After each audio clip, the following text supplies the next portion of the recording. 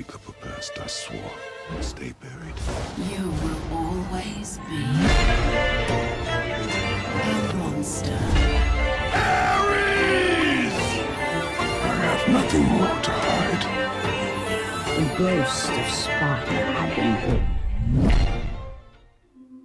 How was Kratos able to defeat and kill the seemingly unbeatable Heimdall?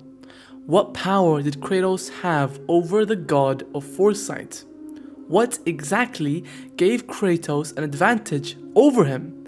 I mean, if I were Heimdall and I naturally knew the action someone was thinking to take before they even performed said action, Kratos would have never even been able to land a hit on me.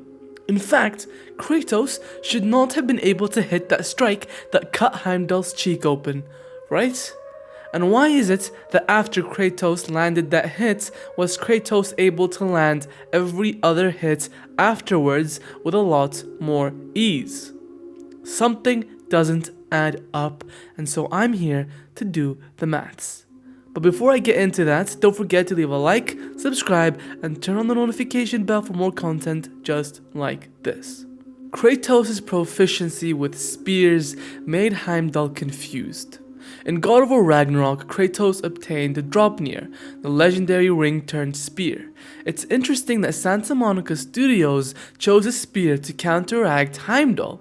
We know the company likes to assign certain weapons against certain enemies.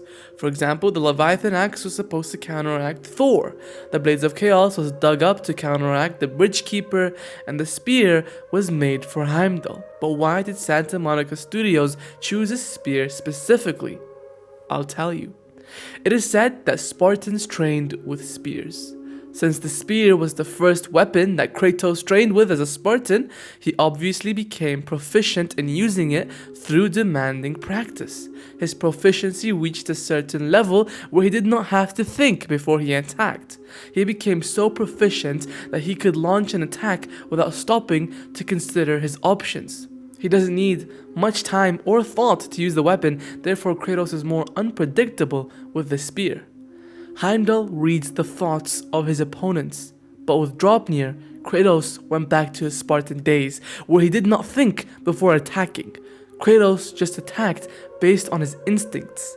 Heimdall was new to this, and hence needed time to predict Kratos' movements.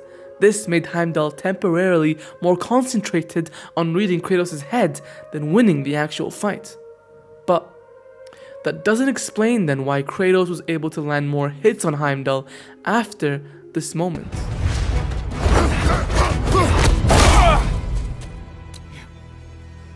You actually hit me! What gives? You see, Heimdall won every fight he fought until Kratos came along. Due to his mind-reading ability, no one could ever hurt Heimdall. During his fight with Kratos, Heimdall did not try to calculate his movements. Instead, he just dodged them. His arrogance blinded him. When Kratos was using Draupnir, Heimdall was simply dodging his attacks, not knowing that Draupnir could detonate. When one of the explosions distracted Heimdall and Kratos landed his first blow, this made Heimdall angry. Anger made him lose his focus and caused him to blindly attack without calculating his attacks. This ultimately made Kratos' job easier. Our beloved God of War soon started to pound him, which made Heimdall more angry and reckless. Eventually, Kratos finished him off by choking him to death. In God of War Ragnarok, it becomes clearer how Kratos defeated Heimdall thanks to these two reasons. Both Kratos' spear and Heimdall's own arrogance proved to be too much for him to bear. It was a game-changing moment in God of War Ragnarok that gave supporters hope that Odin can be vanquished after all. It is interesting to see how these two hypotheses precisely fit with the unbeatable feat done by Kratos. Not to mention, Kratos has become pretty good at calming his mind since the end of God of War 3. Kratos went in fighting Heimdall knowing Heimdall would be able to read his mind. And so what did Kratos do? He emptied his head. He didn't give Heimdall a chance to read his thoughts. Kratos cleared his mind. Don't believe me? Heimdall said it himself. Wait. What is going on in that empty little Oh, no. You are going to spare me out of pity! You see, even Heimdall himself, the god of foresight, the one who can read the thoughts of gods and giants, he himself was wondering what was going through Kratos' quote-unquote empty head. In fact, the only time Heimdall was able to read Kratos' mind was just a few seconds before his death. Heimdall calls Kratos a monster. This isn't who you want to be!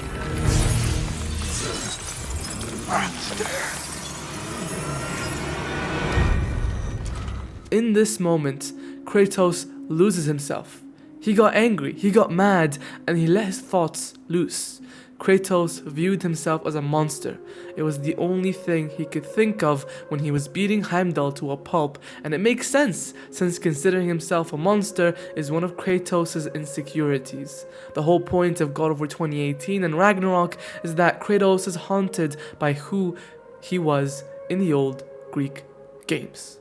That he has changed as a person, is scared of still being that violent god, and doesn't want to be that monster anymore for the sake of his son and himself.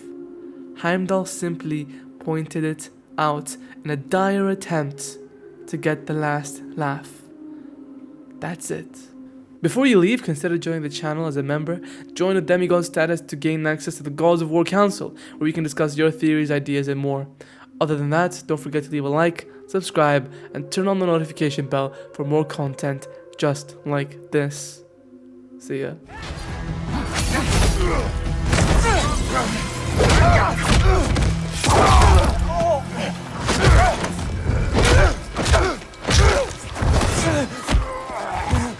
Brothers!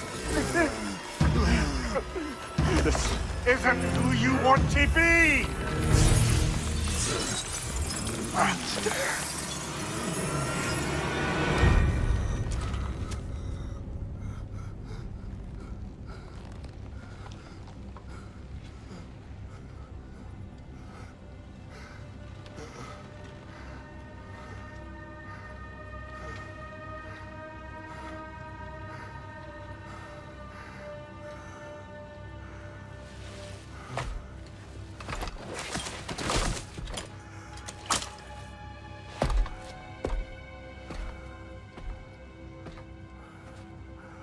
Kratos, that was just... I don't know if we are breaking fate, or fate's breaking us.